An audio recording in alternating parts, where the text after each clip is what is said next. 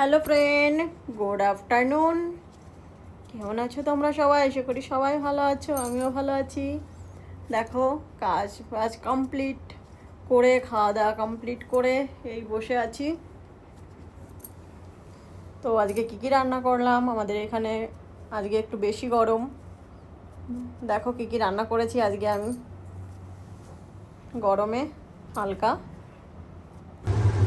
বন্ধুরা, ভেবেছিলাম এই গরমে আজকে আমি হালকা পাতলা রান্না করে জলদি কিচেন থেকে বেরিয়ে যাব। দেখো, কপালে সইল না। আমার কিন্তু রান্না বান্না কমপ্লিট হয়ে গেছিলো। আমি ডাল করেছি, বেগুন ভাজি, পটল ভাজি। আর ছেলের কাছে শুনলাম, বাবা তুমি ডিম ভাজি খাবে কি সিদ্ধ খাবে? ছেলে বললো, মা আমি সিদ্ধ খাবো।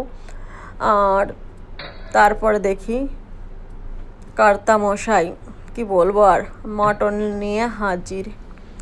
তো বানাতে হবে। মটনটা কিন্তু বেশ ভালোই ছিল। বিরিয়ানি বানালে খুব টেস্টি হতো খেতে, বাট কে বানাবে? ঝোল ঝোল করেই রান্না করে রেখে দিয়েছি। আর এদিকে আমার রান্না বান্না আগেই কমপ্লিট হয়ে গেছিলো। এগুলো বিউলি ডাল, বেগুন ভাজি, পটল ভাজি। আর এই দেখো দই জমিয়ে নিয়েছি, এটা বিকালে খাবো। আর এই যে মটনের ফাইনাল লুক, দেখো অনেক টেস্টি ছিল মটনটা। ভালো লাগলে লাইক, কমেন্ট, শেয়ার করতে